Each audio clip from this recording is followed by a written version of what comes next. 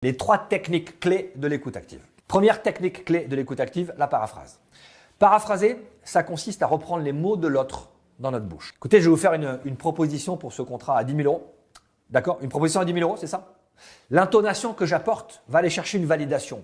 En paraphrasant et en ayant une prosodie, un ton de voix qui amène l'interrogation, eh bien, cette formulation appelle la partie adverse à préciser sa demande et éventuellement la raison de cette demande-là. Seconde technique clé de l'écoute active, la reformulation. C'est le fait de reprendre les idées de l'autre avec mes propres mots. Ça a plusieurs intérêts.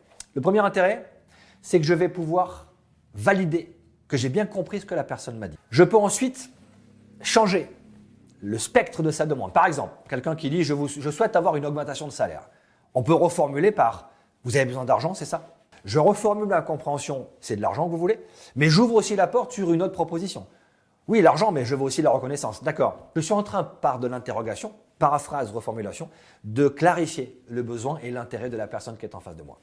Troisième technique clé de l'écoute active, verbaliser l'émotion. Verbaliser l'émotion de l'autre, c'est ce qu'on appelle l'empathie.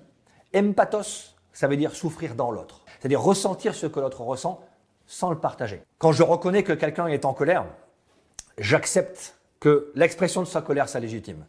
Et c'est ce qui va généralement lui permettre de la contrôler, de la maîtriser, donc d'éviter que sa colère ne se dégrade en agressivité. Si vous avez quelqu'un qui est en colère, si vous refusez son émotion, par exemple en lui disant « calmez-vous », vous allez certainement faire monter sa pression émotionnelle et ça va devenir de l'agressivité.